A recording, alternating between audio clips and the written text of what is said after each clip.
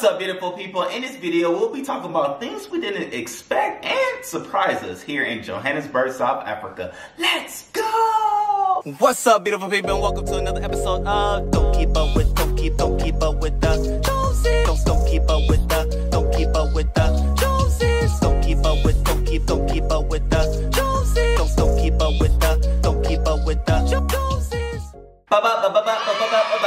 What's up, beautiful people? It's us. It's me, Rickey Joe Jr. I also have the also lovely Chrystle John back again for another video.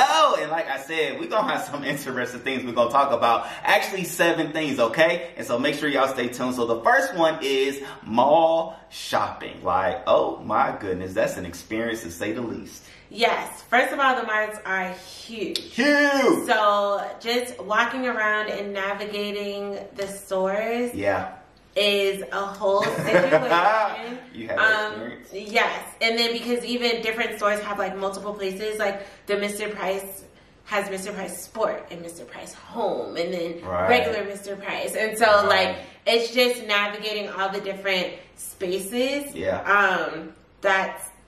That's been a different experience. Yeah. For sure. And even to that, like, to our South African family, let us know, like, how the things work. Like, what's the tiering of pricing? Because we're trying to figure out, like, things for the home and things like that. And so, like, what are the levels? Like, what's beginner, intermediate, and, like, high? Or expensive, medium expensive, and just, like, base level. And so, to your point, there's then like multiple grocery stores, right? You have Checkers, Pick and Play, Woolworths. Like, what are the levels? Like, help us to realize and recognize what's going on. Yeah, because I feel like I'm walking around in the Woolworths. It feels like the equivalent to a organic store that we have at home, like Whole Foods or Trader Joe's, like. And those are like really like the more expensive places, and they don't have a lot of the regular per se items because like only healthy stuff.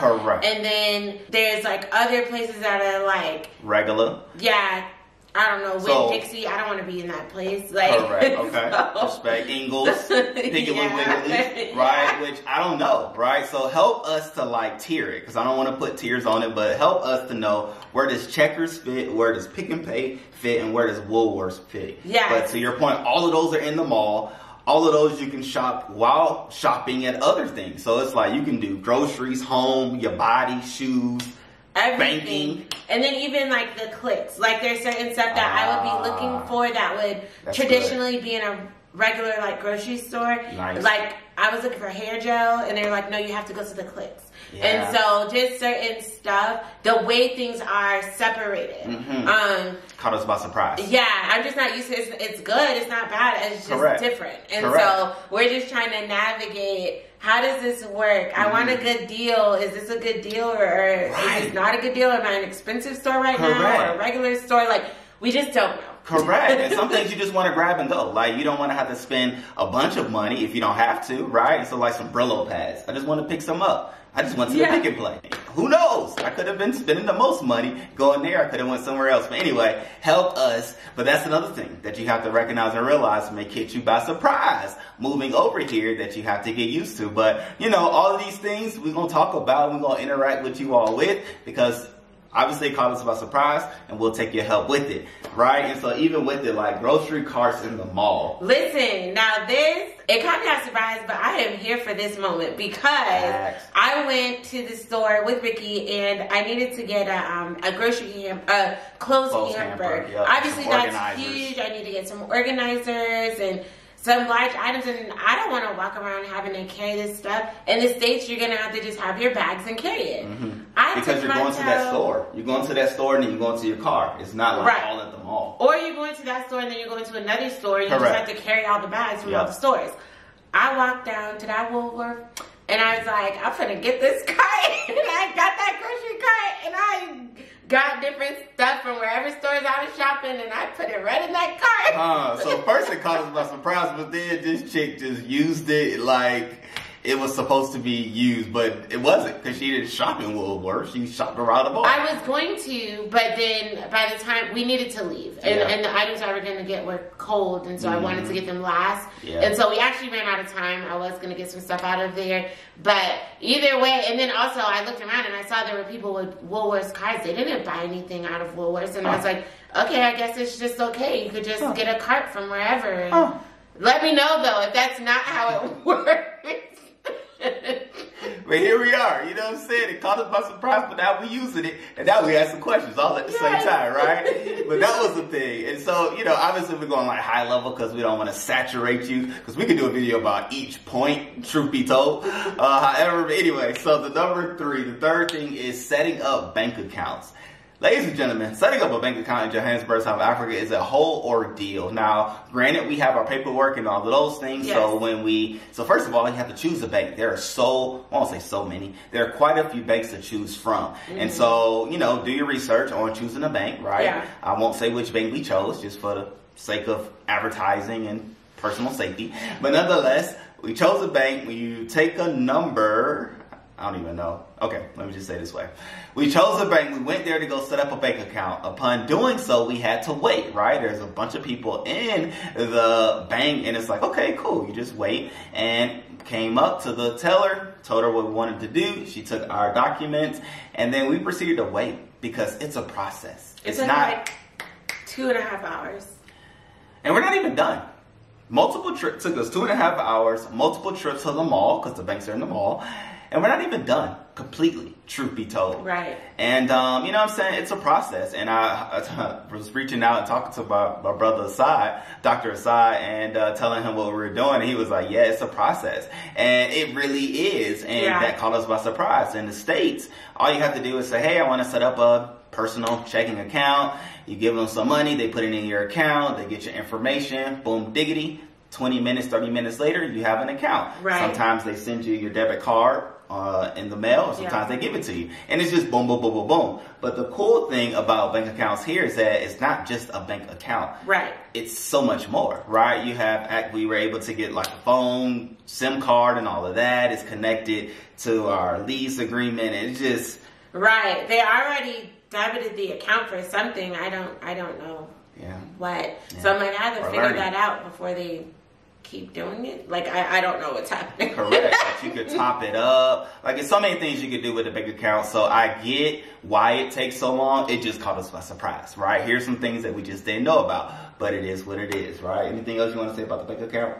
No, I think, you know, you've been handling the banking stuff. I'm just here for the ride when it comes to the banking. Yeah. Which even gets to the next point, right? Number 4, I believe, yes, ladies and gentlemen, is the power of having a South African number. We didn't know how intertwined having a South African number was to living a life in Johannesburg, South Africa, right? Because we were visitors before, and so we were just able to do things with our foreign numbers, our numbers from America. However, living here and being here, we recognize and realize that life is very intertwined with your numbers, from your bank accounts to getting food. Yeah, ordering the groceries. And we always planned to get South African numbers when we get here. That was our plan. We just didn't know how immediate the need would be. One night we were getting back to the house, and we were like, Ricky was like, oh, we should just order the groceries online. So we said, okay, we decided to do that. We went to order the groceries, and it was like, you need a South African number to order these groceries. After she had already filled the cart and all those things. No, I didn't fill it. Oh, okay, I thought you had told me. No.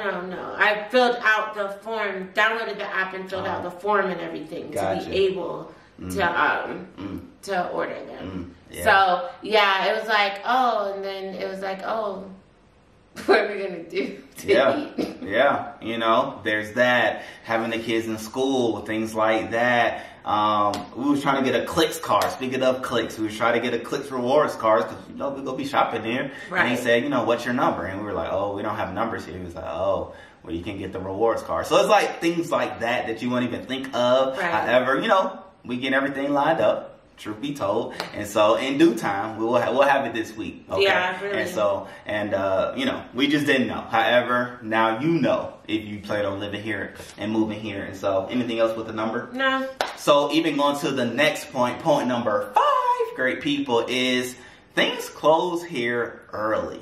And on one hand, it's cool, right? Because I respect it. I get it. People that work also need to spend time with their family. I love that. I'm a family man at heart. We're family people at heart. And so we get being with family.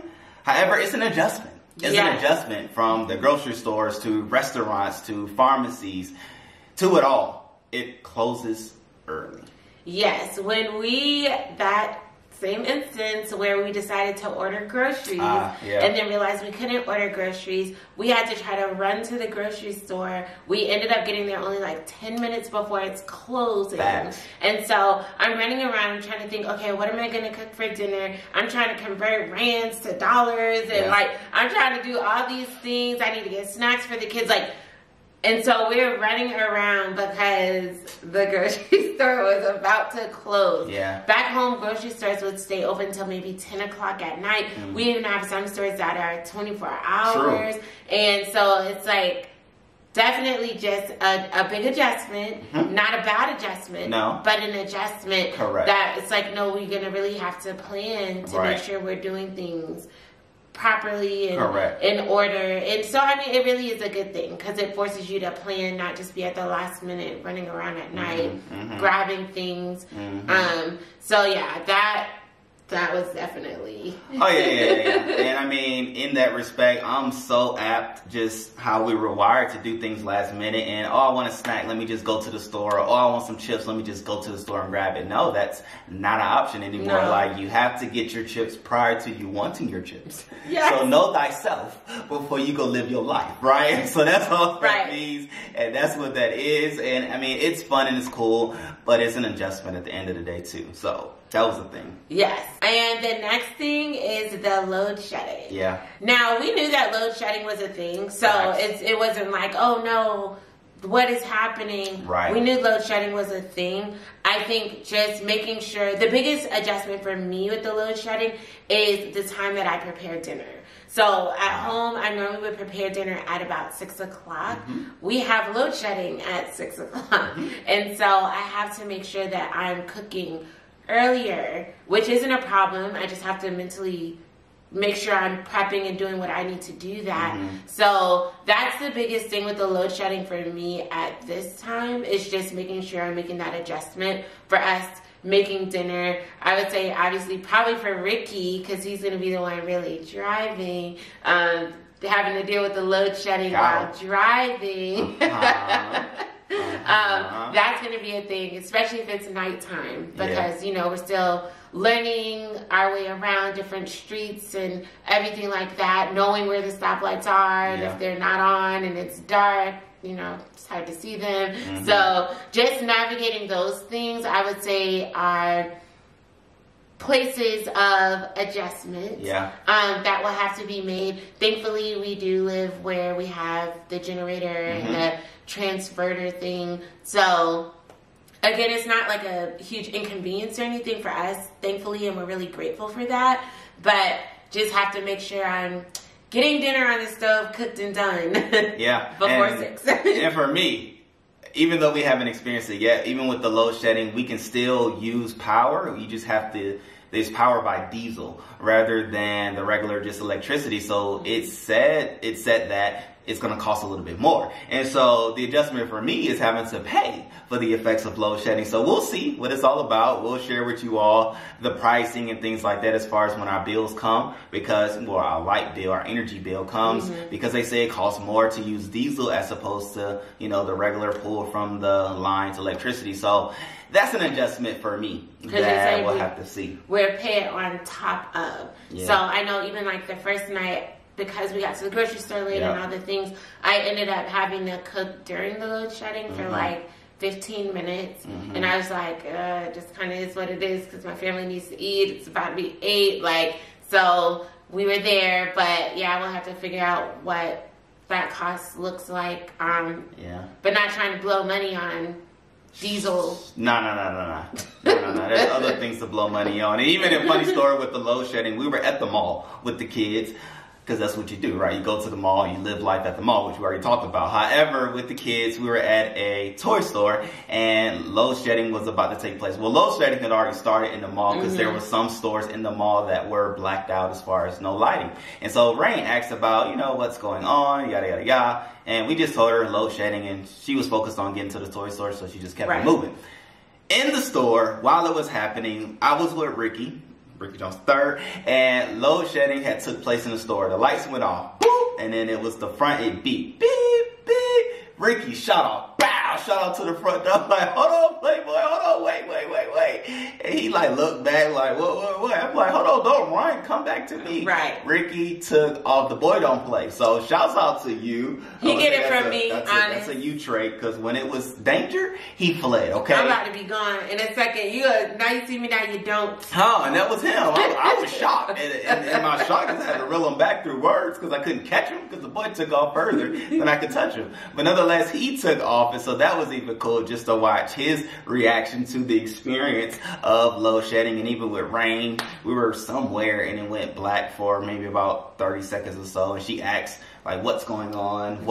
Then she recognized, okay, this load shedding thing is an actual thing. Right. And she was like, why is it happening? And we gave an overarching like response, and she was like, why? How many times is it gonna do this? Every day, Ren. Every day. every day. And that's gonna be fun just to watch them get over the effects of load shedding, right? And then even to be expecting of it is going to be a thing. So then when we go back to the States and it doesn't happen, they'll be like, wait, y'all don't have load shedding? Like, right, because they're still so young. It's still like impressionable, understanding how things work and the difference of spaces. And so that's cool. We'll obviously share how they grow through that process. And so that's it, load shedding, right? But then last but not least, number 7, great people, is the fact of the matter, things take a little bit longer to get done over here. We talked about banking, but then also at restaurants. Yes. And again, it's not a bad thing. It's just a change. It's an observation. It's just a change. Caught us by surprise. And I think it's good. I know one of the things that I was looking forward to with us even moving here was a change of pace. Sure. In the States, everything is rushing, grinding, running, doing, like, you have to go so fast, and it's like, you can't even think sometimes how fast you have to move. And here, there's definitely a slower pace. Like, people aren't running through the malls. They're walking, getting to where they need to be, being leisure, doing what they need to do. Like Ricky said, when we're at the restaurants, it's not like I'm sitting down and where's my water, where's my food, like, where's my appetite? Like, they're not, doing everything in split seconds. It's like, hey, let you get settled down at your table. I'll be back in a minute to get your drinks. Hey, I have your drink order now. Let me, let you get settled in, and then I'll come back for your order. You need another minute? Don't worry about it. I'll be back in 10. Like, right. Like, it's like, okay. So, but again, it's not a bad thing. It's just the intentionality, I would say, of slowing some things down. And it's not that Johannesburg is a big city. It's not like a country town where everything's at a snail pace, but it's just not as fast as it is often in the States. But again, I think that's a good thing for me. Again, that was something I was definitely looking forward to, just the more laid back and relaxed way of, no, let's get it done, let's do it right. And I think that's a big part of it. Let's do it right the first time. Not do double work. Like, if I can slow down and do it right that first time, then I'm not gonna have to do it again and waste more time. And so I think that may be a connection in the mindset. And so and see, those were your words. Those really weren't my words. However, I'm feeling the effect of it as well, simply because we was at the mall yesterday, and at the Apple store, I was trying to get like the phone reconfigured with the SIMs card and all of those things like that. And so I had to wait, and his brother told me 15 minutes. Well, 15 minutes had passed 3 times, and I'm just waiting. So then somebody finally calls me over, to help me and all those things. And then as he was like helping me, somebody else came in that he knew, and he went to go talk to them, and he was like, oh, what's up, brother? Then he went to go help them, and I'm just sitting there like, oh my goodness, like, Rickey, calm down. Rickey, have patience. Rickey, calm down. Rickey, have patience. But then he proceeded to walk them over to the register and entered, like, they exchanged numbers, and then he took a picture with them, and like, all of this was happening while he hadn't even started the reconfiguring of my phone. And I'm like, oh my goodness, like, in the States, I would have already looked like, hold on, where's your manager? Let me talk to somebody, like, wait a minute, please. Right. You dealing with me, deal with me, and then you could deal with them. But here I'm like, let me just sit back, let me relax, let me just embrace what's here and what's now. And y'all just let me know, like, is this a cultural thing? Is it a thing? And if so, I'm going to embrace it. I'm going to keep reading scriptures on patience and letting it have a perfect work and all those things. And I can just live it out each and every day. And yeah. And I would say to an extent, I think maybe it could be because I noticed people are so kind, so friendly, so nice, so respectful, and so I think it's probably, I'm sure, cordial to make sure like you're stopping and taking the time to say hello. And now the extent and length of that conversation, you know, I don't know, but I think it's probably proper to make sure when you see people, you know, or a greeting or, you know, whatever type of stuff. Let us know. Like I said, let us know. Let us know. Let us know. But those were the 7 things that caught us by surprise, we weren't aware of, and we didn't expect about living in Johannesburg, South Africa. And I want to give us a bonus, right? Bonus for those who stuck to the video thus far. The bonus is, it's cold. It's actually cold in Africa. Okay, that is a total surprise. To everyone, it's a surprise. Well, to everyone that doesn't live in Africa, right? Or specifically in South Africa, it is cold. I wasn't expecting that. We left our heavy coats back at home thinking, oh, the winter is over, the fall is now, or whatever, whatnot. And so we were thinking, oh no, spring. Spring is coming. So we were thinking it's about to be warm, hot, and popping like it was in Tampa, Florida. But no. It is cold in the morning. 40 degrees. Fahrenheit. It is cold at night. And it is breezy during the day. And truth be told, we were talking to Dr. Assad, and he was saying people are starting to go over to Durban because of how cold it is here. And that was a surprise. But, you know, we're weathering the storm. And with the mindset of this too shall pass. And we're going to make it through. I'll make sure we have long johns next winter. I know that. Jesus. What? And I left my long johns thinking, you know, I'm going to South Africa. It's about to be hot. Joke's on me. No. Colds on me. Anyway, great people, we love you all. We appreciate you all. Thank you for rocking with us. We'll probably have some more of these coming because there were other things that were coming to mind that we didn't share that we will share. So make sure y'all stay tuned. If you haven't already done so, click that subscribe button. We appreciate you for doing so. And make sure whatever social media network you're on, we are there. Whether it's Facebook, YouTube, TikTok, Instagram. Type in our hashtag JonesInJones. Got him. Threw me off. Jones and Josie, and you will be able to pull up our videos. We like to do more real-time things on some of the Instagram, TikTok type of networks. So yeah, just keep up with us, talk to us. We're here. We are here, and we are here for you. So we'll see you on the next video. Love you, beautiful people. Peace.